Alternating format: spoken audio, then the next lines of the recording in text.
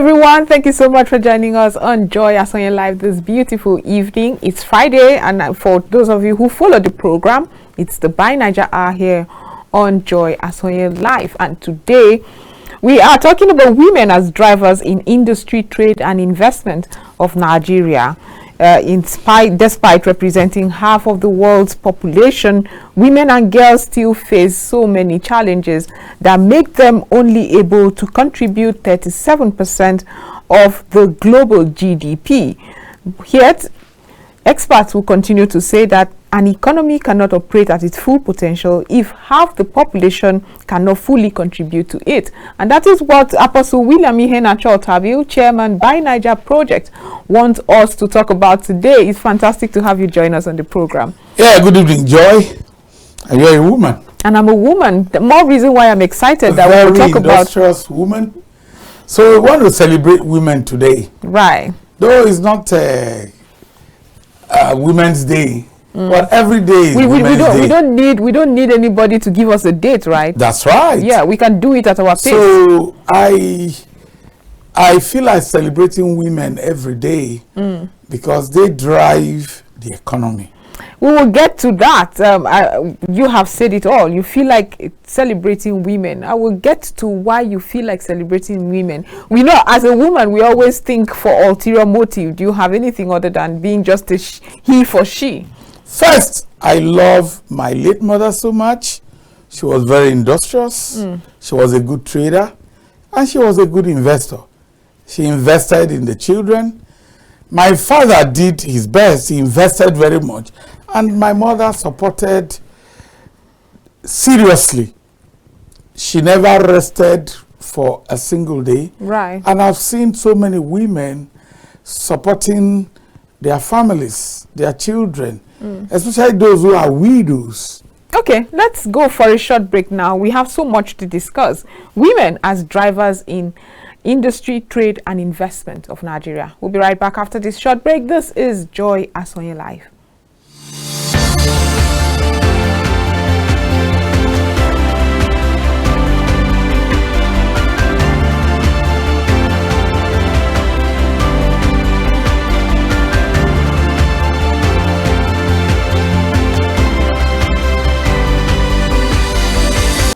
Welcome back from that short break. Like I said earlier, we're discussing women as drivers in industry, trade and investment. And we have Apostle William Iheanacho-Tabil, chairman Buy Naija project, to do justice to that.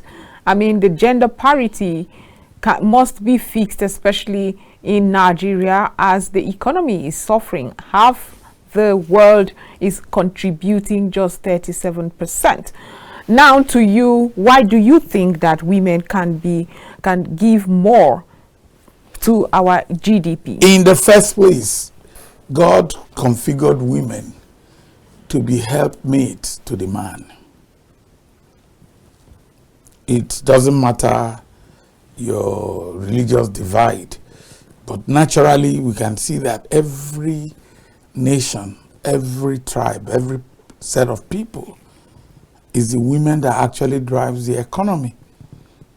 Not only do they take care of a home, which is the bedrock of the economy, for every society, I don't know where you come from, I don't know where anybody comes from, but we know that women in every community, in every economy, fundamentally, are the drivers of the economy. In fact, if the woman is a terrorist to the husband, that husband cannot function well and the economy will collapse. I didn't look at that angle, but it's an angle because if the man doesn't have the peace of mind to run his own part of the economy, the economy collapses. Could that be, if you turn the table around, could that be the reason why women have not been thriving, especially in businesses? They are not getting peace of mind from homes, because and they are not being allowed by the man. Because the relationship does go both ways. Okay, I know. What I'm trying to say is that there has to be a harmonious relationship between the women and the men, of course, for any economy to thrive. Right. So any society that downgrades their women will feel the pinch. At the end of the day, the women are still in the background driving the economy. The stability of a home depends on the woman. And women are configured to drive a basic agrarian economy. Agrarian? We're starting from the base. Base, okay. Because there is no food. Forget it. I'm trying not to be like that feminist on air or that one I'm not. And I mean, I'm not a feminist. I don't agree with some of the tenets, but I'm not talking about feminism. I'm talking about the normal, natural life. Right. Especially as it pertains to us in Africa. Many people married many wives in those days. Not because they love too many wives, but the more farms a man has, the richer he is, and he cannot run his farms by himself. Is the women. For you to know that the women are drivers of the economy. When the man has gone to farm, when he's coming back, the woman carried the basket of the food. Now, every woman is allocated a plot or plots of land to farm according to her strength. And a man's wealth depends on the number of plots he farms. Which translates to the number of women women who are enterprising. Right. Now, women are very good in industry, trade, and investment. And all over the world it's been discovered that the drivers of the micro and small enterprises are the women. Either it is agro-based, whether it is textile and garments, the women are very diligent in running these things. Diligent, but when we talk about the need, we are still in the agricultural space. That's right. Now, if we're talking about the need for women to brace up and do what they have to do, and you've just given us a statistics that women are known all over the world for being very enterprising, especially in the agricultural sector. When we talk about the need for mechanized farming, we don't call the women. Is it because the women will not be able to coordinate what it takes? No, they are just ignored. Whether it is mechanized farming, whether it is robotified farming, women have the configuration to drive the agribusiness at whatever level of technology. Women are known to be better drivers. So if you are talking about tractors, women are more, they are very, very, very, very detailed oriented. A woman that would use 15 ingredients to cook soup, it's not easy. I wouldn't know that. 15 ingredients. I wouldn't know how that works. I grew up with my mother in the kitchen. A woman will go to the market, she'll buy pepper, crayfish, buy all manner of things. You don't know those ingredients come up to 15. Because you take them for granted. But I'm a coach. I'm a participator in details of life, from dry cleaning to industrial setup and all the rest. Women are detailed people. They know the quantity of salt without measurement in a lab to put in the soup. So they are configured to do all those things. So what I'm concentrating on women today is that the place we find ourselves today, we are losing a lot of our girls, a lot of our females. They don't have that DNA of the way God configured women to be, to drive the economy. And women are being ignored. When we are talking about palliatives, more palliatives should go to women. Most of the time, it's the woman that does the school runs. Everything she does at home, she's not paid for it. As we have this fuel subsidy removal, in quote, I'll call it in quote, I'm not sure why you're calling it in quote, the end of fuel regime, fuel subsidy regime. Fuel subsidy regime and the balderdash. The women are the highly impacted people. So even if there's going to be any palliative or anything that will come their way, let it go to the women, especially the women entrepreneurs. What would you say often holds women back from being at the peak of their productivity? What holds women back is the kind of male-based society we have in many African societies. Even where you have the feminists talking about it, feminists are doing themselves in by trying to play the role of men. It doesn't make sense. Everybody should play his role according to the way God configured them to be. Women are doing very well in science and technology, good lecturers, technologists, innovators, and all the rest.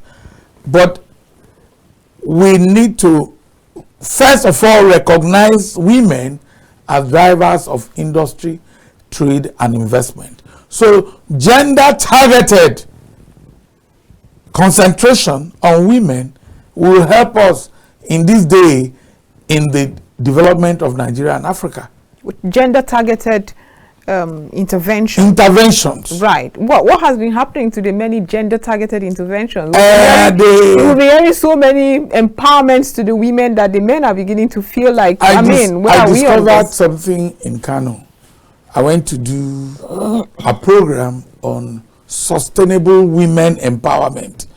They discovered that they were doing a lot of empowerment, but they were not seeing results. The women, they will keep on training them, and they don't see this translating into the kind of money they pumped in.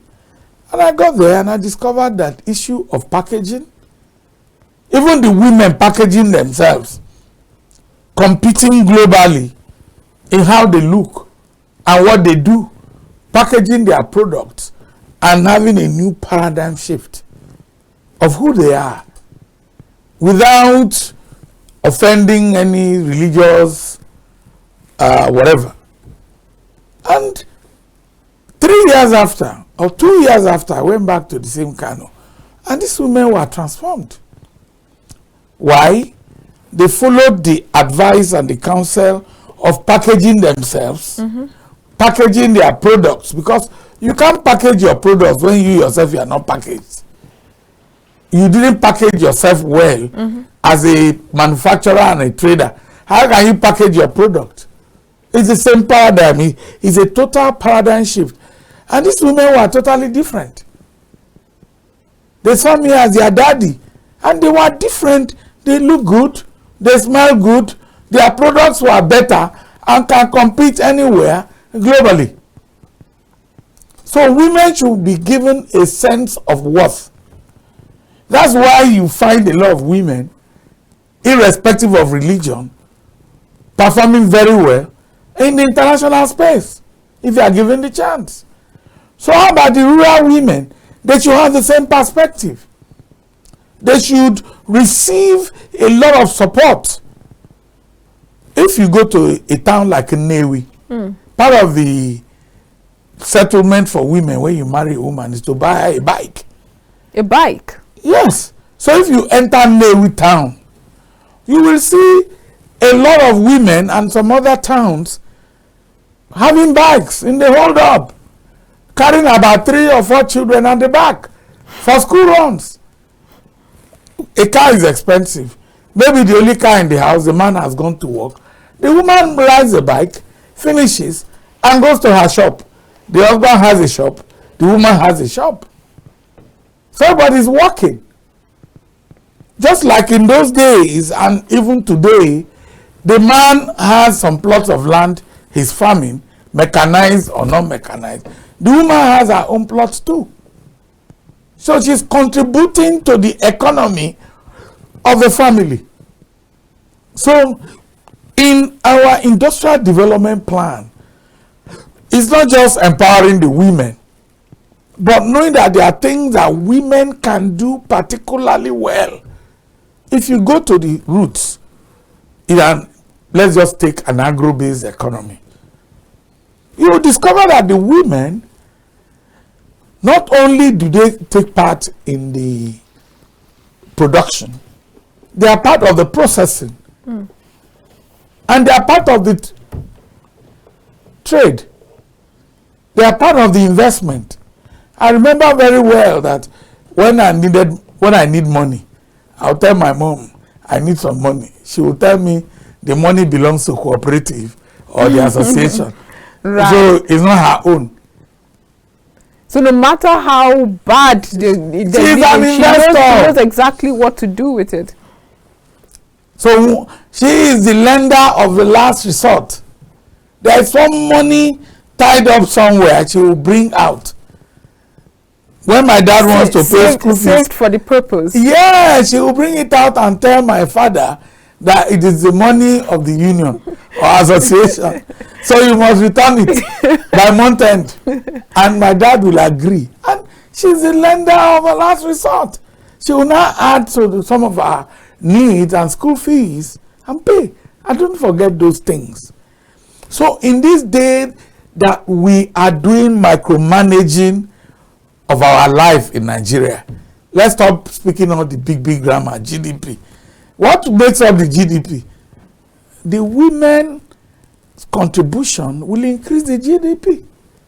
So if you disempower them, you are disempowering the bulwark of the micro and small enterprises. Women form the bulk of it. When you enter Wuse market or Dugbe market or Agege market, who do you see there? Of course, mostly women. But you sound like they come with entrepreneurial qualities that God has input inside them. Right. A woman, a typical woman, and these are things which we pass on to our children, knows how to manage and cook soup with 5,000 naira. With her 15 ingredients. Yes. You will be shocked. Still in this economy or back in the day? No, this economy. Somebody asked me something about 2 years ago. How can I cook soup? I think it was a Facebook challenge. How can you cook soup with 3,000 naira? Okay. That will feed 5 people. And I gave the recipe. And you're not a woman. Your mother must have raised you well. I grew with my mother in Dugbe market. I grew with her in the kitchen. As I sit here, I can go to the farm, harvest cassava. I didn't grow up in the village. I only spent 2 years in my town. No, 1 year continuously, then I go and come. But I learned the Gari value chain. I could take yam from the farm, peel it, get it fermented, grate it, and fry it to finished product. I had to go through that line to learn it deliberately as an adult. So there are many things I know. I sit with my mother in the kitchen. I sit with her in the market. I know the price of ingredients of all the sellers who are my mother's friends in Dugbe market. So what we are saying is that the micro and small enterprises, if they are targeted, they can really help a lot in the economy, while forget the big grammar. The large enterprises contribute very little to the economy. The main economy is the informal sector, of which, of course, I defend, I support them, because they make the economy tick.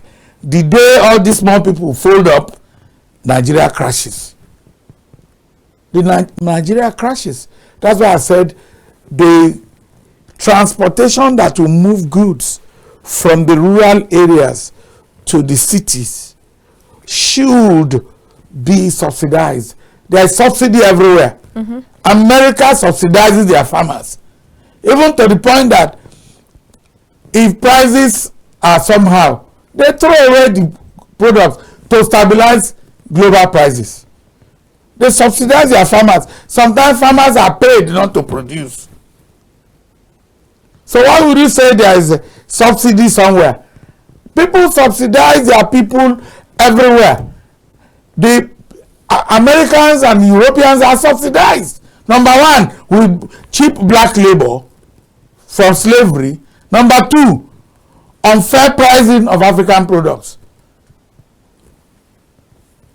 Switzerland produces chocolate and they make billions out of chocolate, but they don't produce one single grain of cocoa. Nigeria sends their cocoa to Switzerland. Ghana sends their cocoa to Switzerland and they don't get any money for it. Exactly. Switzerland makes all the money. They are subsidized with African sweat. And then we come You now take your crude oil, go and give to the white man. He takes more than 18 of the other products from them. Then they send something to you. Then you now tell me that you are paying subsidy to who? You are subsidizing the European economy and the American economy. You are. America, the Western world, lives a life of subsidy. Africans are living a life of slavery and burden. Back to the women and how women can that take is charge what I'm of saying. this.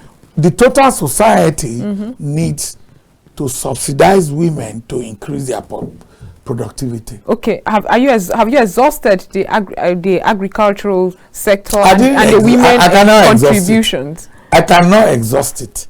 I just gave you a Gary example. Now, but do you think women are still interested? I mean, when you look at women and you see what they have been doing, do you think they're still interested in going agrarian? If we incentivize the value chain, they will be there. They are still there. Only tell the girls to look inwards. We are talking buy Naija. There cannot be buy Naija if you don't produce Naija. And it's the women that will produce. When a girl knows that to produce gari is good business, which it is, yam flour is good business, which it is. It is. Groundnut is good business. I was discussing with some people from Adamawa State. I wanted groundnut paste for groundnut soup. Okay, not the peanut butter. When you call it peanut butter, it will be like saying no Igbo food. I apologize. Groundnut paste, peanut. Right. You blend it after roasting it. Peanut butter. But go ahead. These people, beautiful soup, very rich soup. But I had one preacher, maybe they paid him to preach that kind of nonsense. He said, food that are good for people who are AA. I say, is this man a madman? He's a pastor. Oh, they went he was preaching. I didn't want to call his name, but I was enraged. He said, it's good to eat peanut butter, but groundnut oil is not good for you. I said, maybe he meant vegetable oil. Nigerian groundnut oil from groundnut. Right. Okay, how many times have you had people selling groundnut oil in the market? Very rarely. Really. And they are telling you to buy sunflower oil, all manner of oil. Groundnut oil is the best. That was what we were eating when we were small. Whatever happened to that industry? They made you to reject your own so I can buy synthetic oil from the sunflower oil. But is this preacher Nigerian? Because often it is. He's a very much Nigerian from the southwest. Don't lure me to call his name, because I was very angry.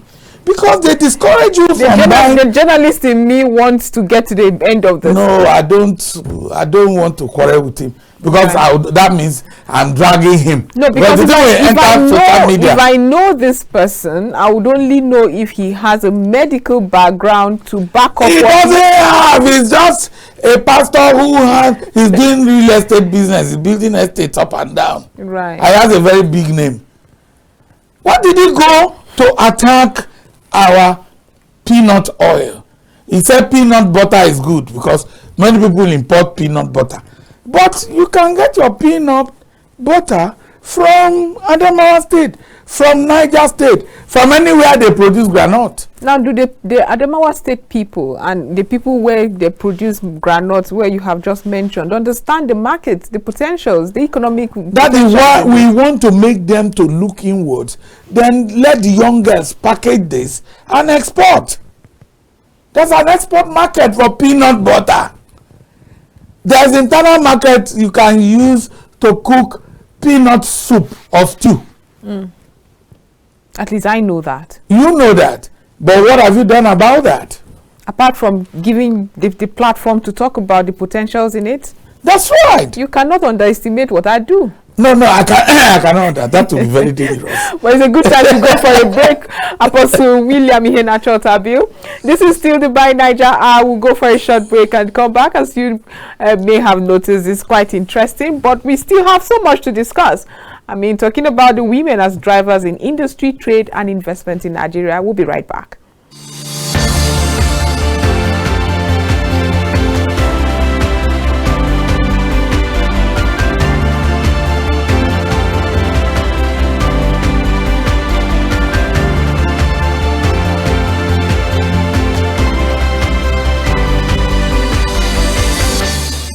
Welcome back from that short break. We're still with Apostle William Otabil, Chairman By Naija Project, and we'll be discussing women as drivers in industry, trade, and investment in Nigeria.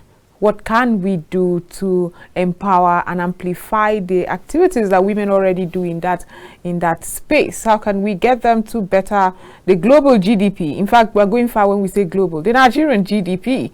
Apostle William Otabil, you were talking about the agriculture, but let's go to value chain and the Nigerian woman. There's so much to invest in. There's so much potentials in the Nigerian economy when we talk about the arable land. But let's talk about value chains really. What do you think we can do, targeted programs and initiatives that will get the women doing more and contributing more? I would like, one, the government, to start with them federal and state, to target women, not your regular contract-based businesses, but this targeted, because the women are ready, willing and able to work. Like if you go to Akwa Ibom, for instance, there's so much that can be done in terms of agriculture. Once you tie them to women, you will have a lot of productivity. Palm oil, for instance.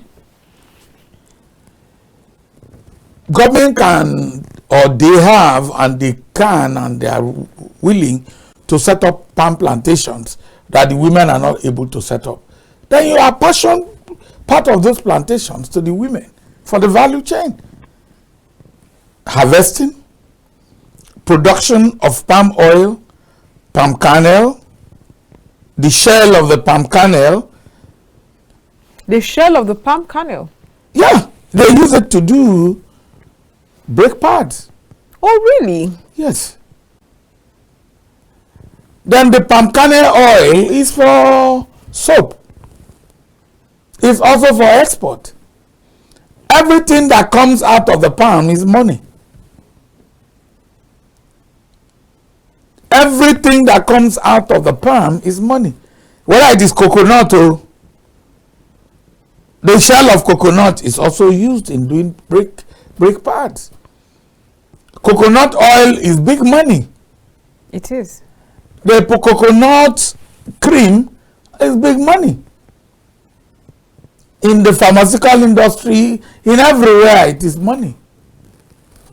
Then the chaff that comes from your palm oil after you've produced the palm oil is money. What is that used for? They use it to cook.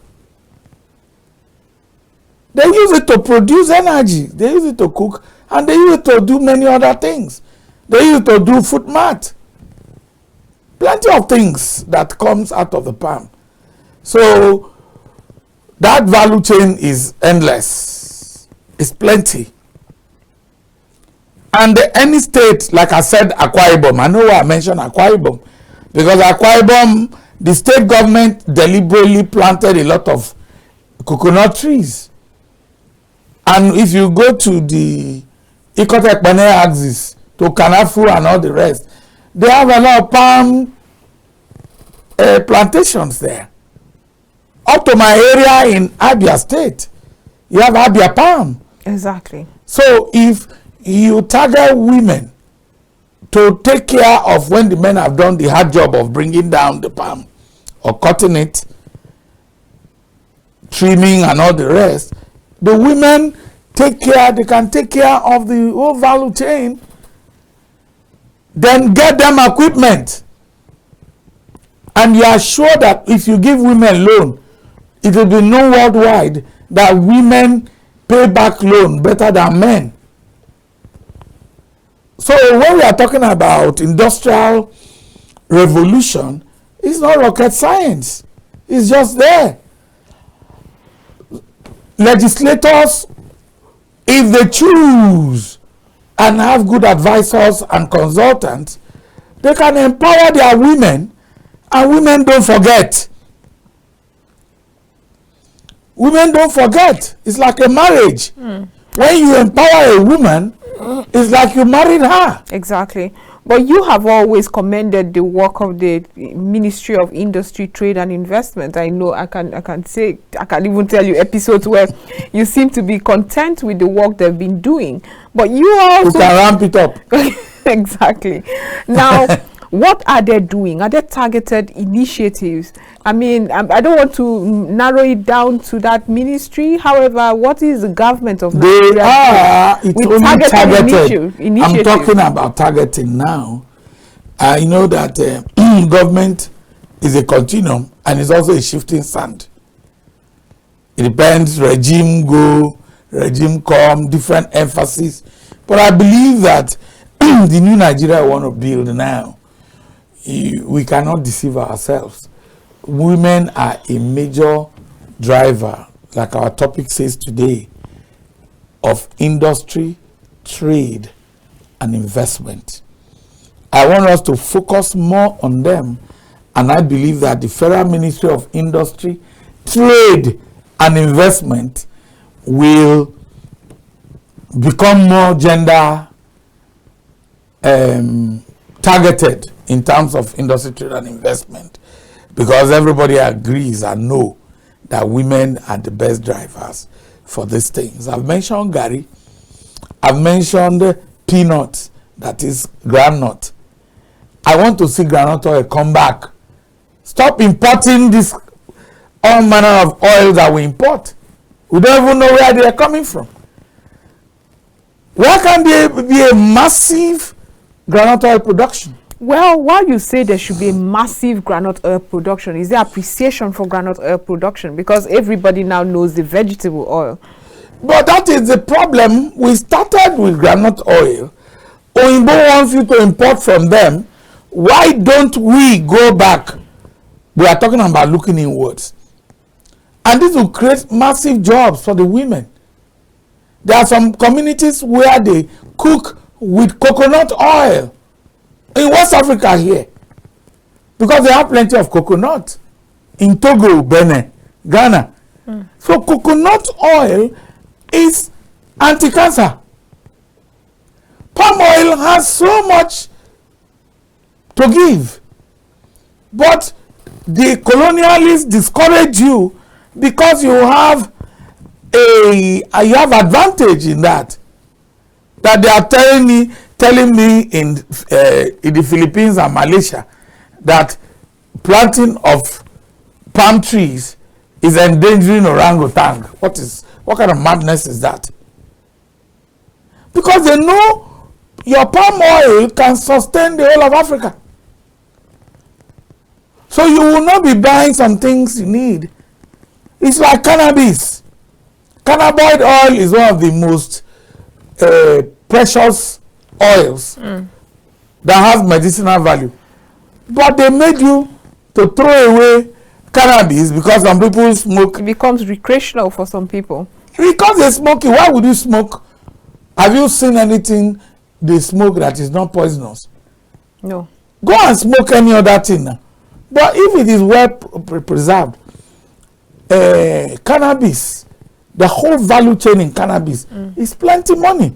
Today, Canada is making a lot of money from cannabis value chain. They plant them in greenhouse. Meanwhile, in Nigeria, they stupidly ban cannabis. Say Naibo. But that's because the regulation is not working. Maybe because they are not supposed to. If somebody smokes Igbo, that is his business. But you see, you don't believe the person can be danger to himself and the society. Leave the smoking. Why it's no longer just his business. If you smoke pawpaw leaf, your brain will scatter. Okay, I will talk about that. What I'm trying to talk about is that hemp tree or whatever, right, is the best for paper, not a timber. Really? Yes.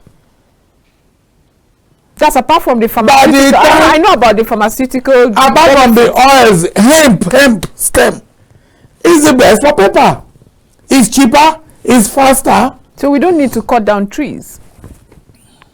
But because of some capitalists want to make money and the people in the oil and gas industry, they killed it, then they influence government in Africa to ban hemp. Go and do your research. You have no business. That's why Governor Keredolu was saying, let us go back to hemp. Hemp gives you cheap paper. For every paper you buy, hemp will give you 10% of the price from the processed hemp. Go and do research on hemp. So the government for rope and for paper. Right. I don't want us to dwell too much on that. So the government just has to learn how to get regulations on this. I mean, they have to forget the regulations because they do understand the need for regulation. Everything is poison. If you go and take a tin of gum, I would rather you do not even tell us all that. A tin of gum and sniff it. Many people, all these boys, they sniff it. It's a drug. That's why I say so regulation. But what I'm saying is that anything that is misused will be harmful to the human body. So what we do is to regulate the consumption and the uses. You cannot say because some people misuse hemp, go take the leaf, dry it and smoke. Therefore, the whole value chain is thrown away. You go to a farm and destroy all of them. No, you don't do that. Because we have discovered that it was a capitalist, a conspiracy to make hemp useless. So our other industries will prosper. Now, let me ask you, have we banned crude oil simply because crude oil pollutes the environment in the Niger Delta? Not yet. Not yet, because the people who would have banned it, they are benefiting from the proceeds of the evil. Till today, Ogoniland has been contaminated. Nobody has done anything about it. Okay, now let's move this conversation to the newly nominated ministers or the ministerial list that was now sent to the House for reading. That happened just yesterday. And my question will be, what are you expecting from this new chunk of people who would man or steer the affairs of ministries that will be affected in ensuring women become drivers of the industry, trade and investment? I don't know about the ministers. You do not think many that lists you are do not coming believe that? Going. No, I mean there's an authentic list of 28 ministers that was read in the House. I don't have it. And you do not believe that anybody who emerges will not exert any influence? No, I didn't say so. Right. We expect them to perform. And I'm saying, if you have to set an agenda for those who would perform, what would it be? The agenda will be to grow the economy, concentrating on the micro and small enterprises. Why do you think the many other agendas and the initiatives for women especially has failed or was not as impactful as it should be? Well, I cannot begin to do failure report right now, but I believe that we have to change the way we do business. If you do the same thing in the same way over and over again, you'll be getting the same result. Like I tell everybody, let us move away from this contract-driven system, or rather concentrate more on development-based system. Everything we move it to contract, budget, money. We monetize everything, appropriate everything, and everybody misappropriates everything. Nothing happens. That's an approach. You cannot, we want to spend 300 billion on this. It's money. We didn't set, we must build 1,000 houses this year. We must produce 3 million tons of rice this year from this location. That is a KPI, key performance indicator. 3 million. And it must be affordable to the people. Not that we have appropriated 100 billion. So the money becomes the issue. The due process is the money. Then, if at the end of the budget year you have not spent that money, we must spend the money and justify it. It is not the result. So if you do not bring 1 million metric tons of rice in this location as appropriated, then you have failed.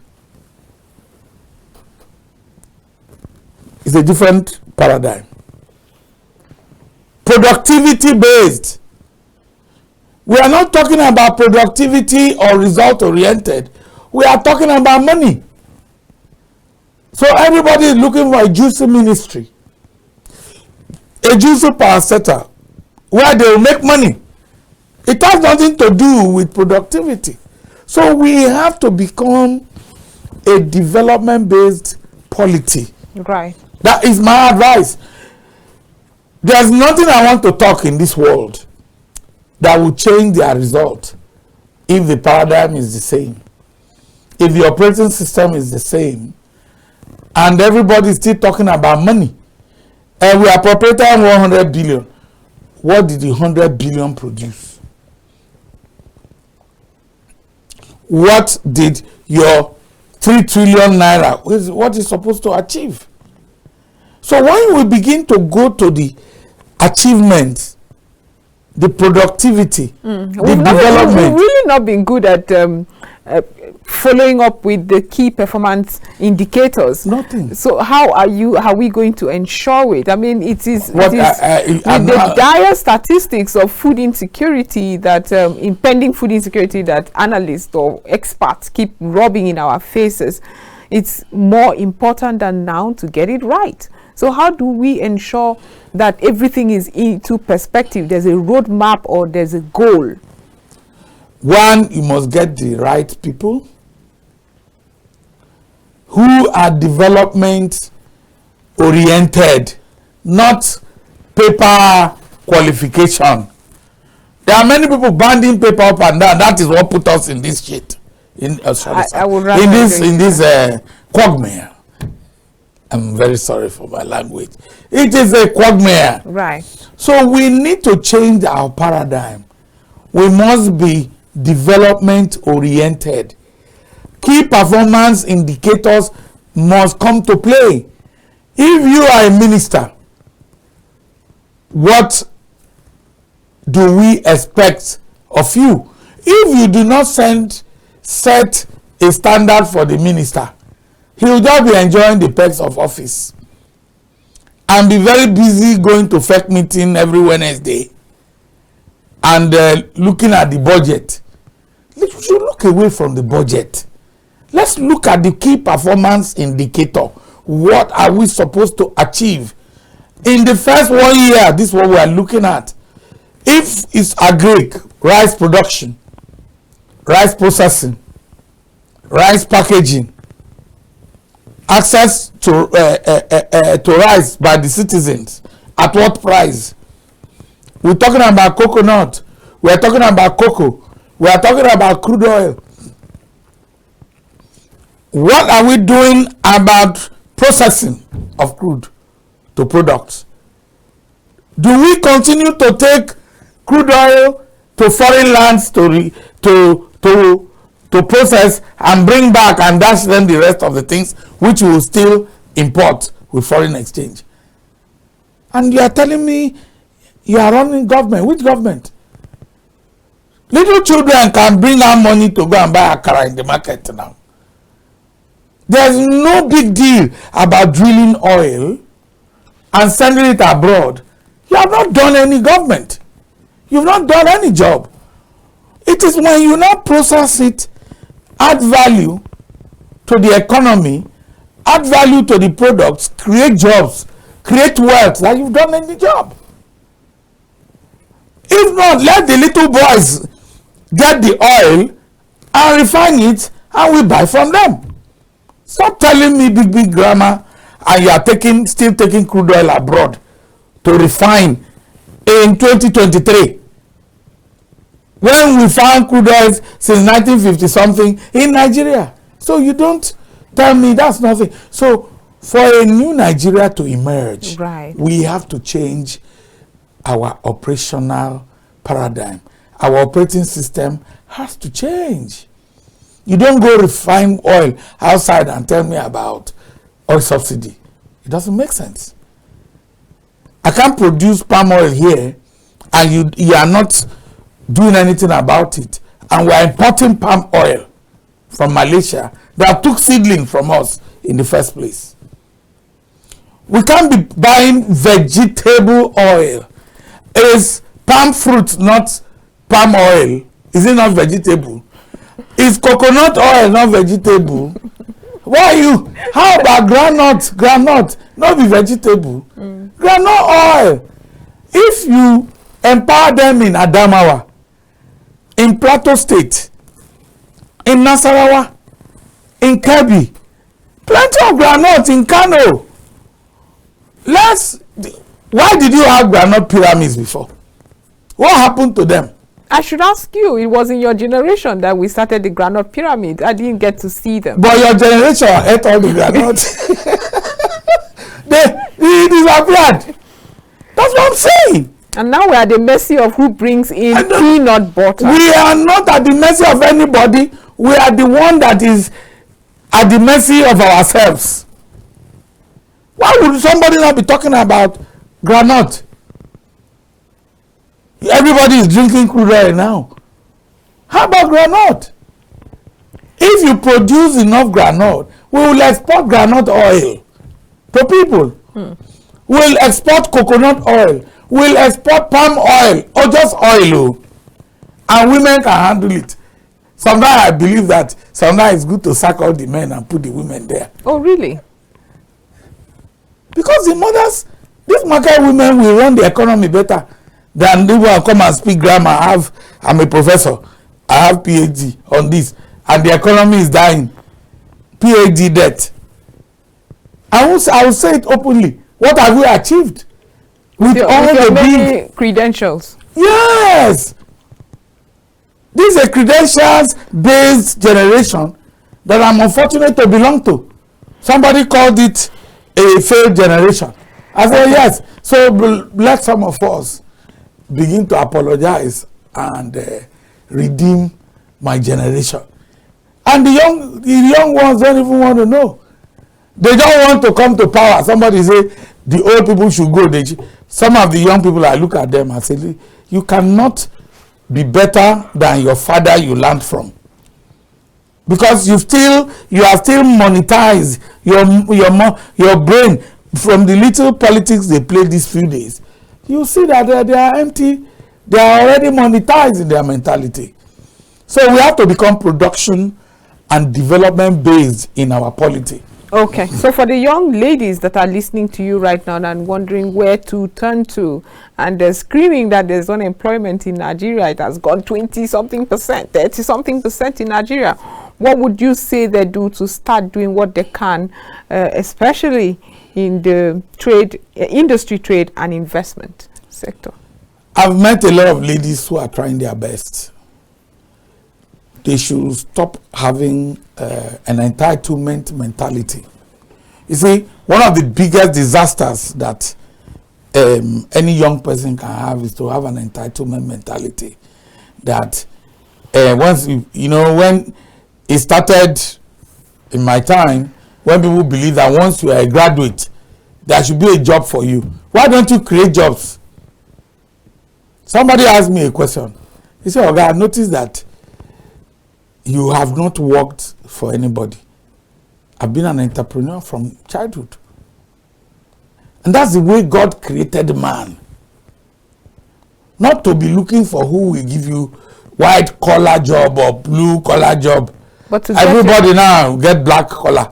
Oh, really? Sweat collar job. So the women, I will advise them, opportunities abound. I know a lady who does coconut oil. I know somebody who does shea butter. She started from scratch. Okay, we really are running out of time, but it's been an interesting one with you here on the Buy Naija Hour, here on Joyasonyelive. Thank you for being part of the program as usual. This is where we round it up. Do have a wonderful, wonderful weekend ahead, and I hope it's restful for you as we gear up to the next week. The hustle and bustle continues. Until next week, have a wonderful evening. Okay.